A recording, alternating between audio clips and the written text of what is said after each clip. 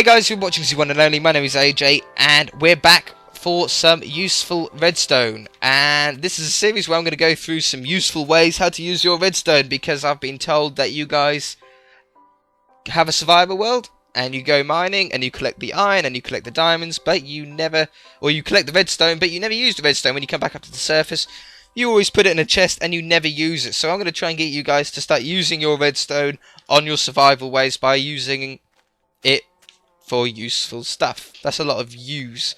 So yeah, this episode we're going to go through multiplayer traps. Last episode we went through useful ways to hide your chests. If you haven't seen that, go check it out. I will make a playlist for it. In fact, I might link it in the description. I should link episode 1 in the description. So if you haven't seen how to hide your chests on a multiplayer map, go and check that out. So anyway, on to multiplayer maps. I'm using the walls as an example for multiplayer maps, as the walls is very easy to make traps on, as you're given the resources straight at the beginning.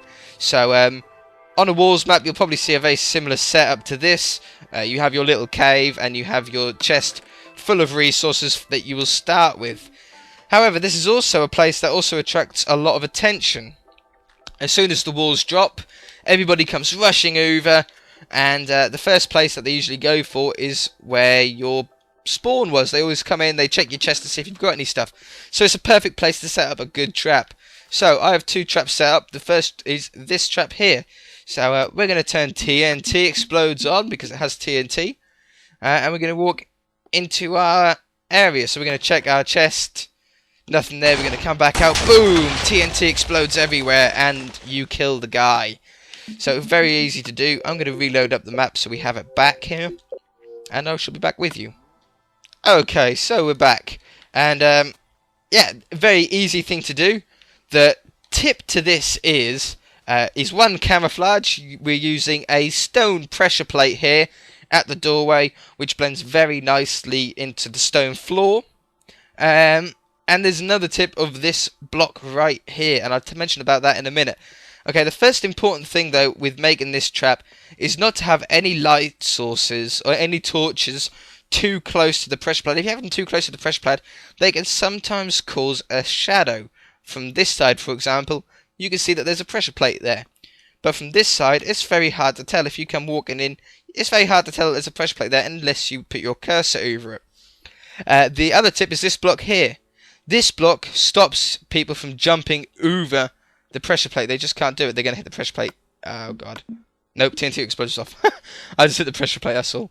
So yeah, make sure you've got a block above. And the next thing is make sure that you've got blocks to the side so people can't walk around it and avoid the pressure plate. If you force people through a one wide space and make it look natural like this, people will walk through it. And they'll hit the pressure plate, which sets off the TNT.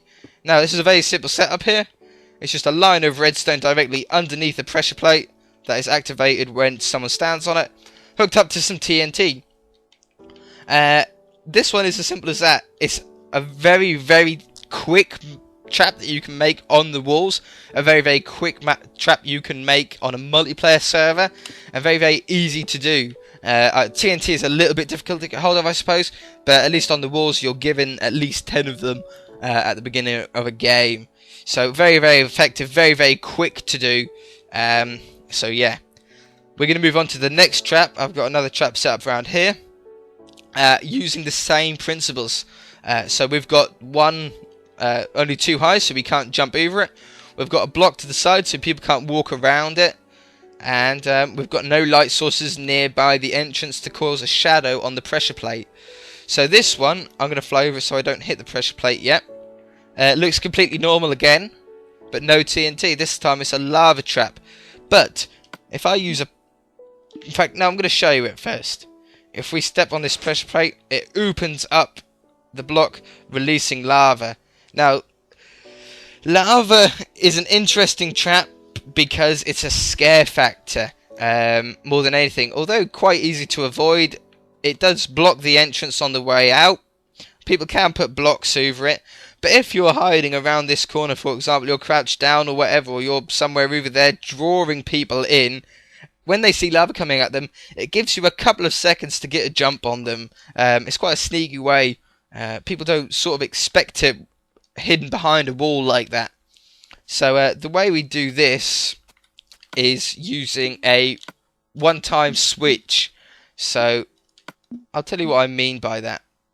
We're going to use a sticky piston, which you get on the walls at the beginning, and we'll just use a block. We'll use white wool for now for demonstration. Some redstone, a redstone torch, and something to power it. So we're going to use a pressure plate, as a pressure plate emits a redstone current as long as you're standing on it, and as soon as you get off it, it doesn't. So if you put a piston on there, when we step on it, the piston moves, and when we step off it, the piston retracts again. So let's use something non-flammable. If we make, damn sheep, somewhere to hide some lava. In fact, let's actually do it a little bit properly, like that. The piston is activated. This is just an example. I'll go through it properly in a second. We put some lava in there. If we hook this up, if we normally step on a pressure plate, it will pull the piston back, the lava will fall, but as soon as the guy gets off the pressure plate, it will close up and the lava will stop. But we don't want that. We want the piston to stay retracted and be able to kill the guy. So actually, we're going to put a block under there for the moment. Block! Block, block, block, block, block. Loads of stuff, loads of lava, loads of lava, loads of lava. Let me get this cleaned up. I shall be back with you guys in a second. Okay, so I got the lava cleaned up, and I've also slept through the night, so it's day again now. I hope I'm going through this slow enough for you. I hope I'm explaining it well enough. I know some people can understand redstone more than others, but I'm trying to do it in a way that everybody can understand.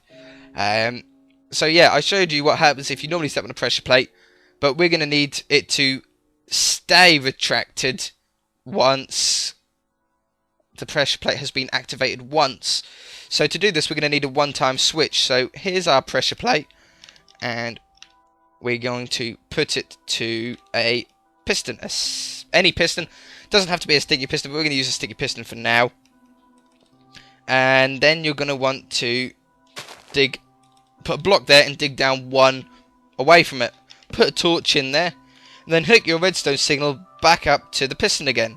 So what happens here is once we go over it, the piston goes over the torch, powering the block, powering the redstone, which powers the piston, which powers the block, which powers the redstone, and keeps the redstone signal on, unlike normally. So then what we can do is we can then hook this up to our